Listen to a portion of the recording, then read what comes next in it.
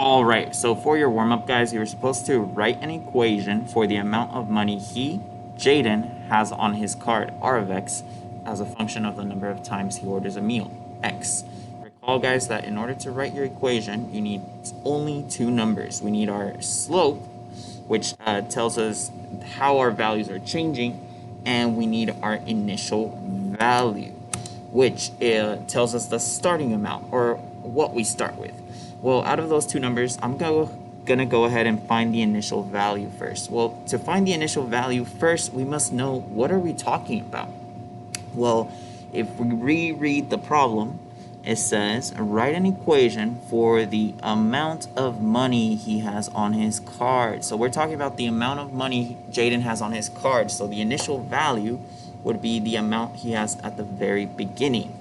If we read the beginning, it says Jaden has $90 on his cafeteria card. So for the initial value, I'm gonna write plus 90.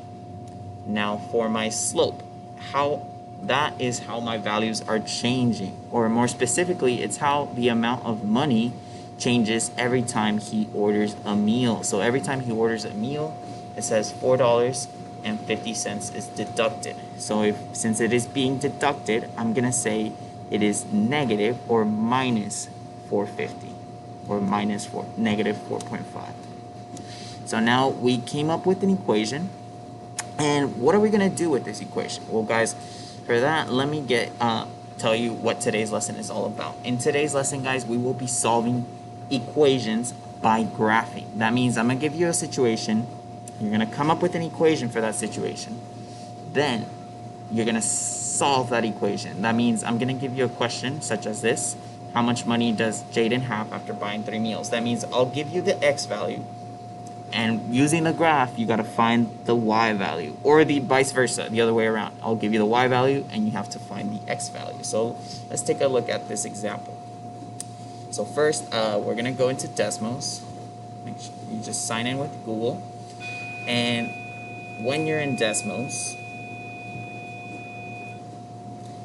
you're gonna graph this equation. So I had it already graphed for time's sake, but yours is not going to be graphed. So go ahead and graph this equation in the Desmos, type it, and then once you're done graphing it, screenshot this.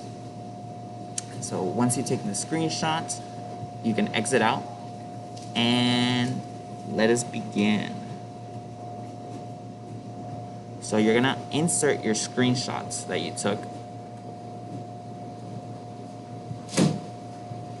And now using this graph, we're gonna find the Y value that they're asking us for using our X value. So they say, how much money does Jaden have after buying 3 meals? Well, if we look at the graph, they give us this X value of 3, right?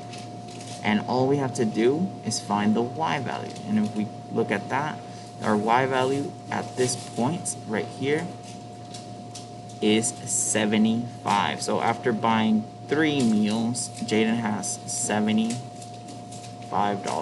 left on the card.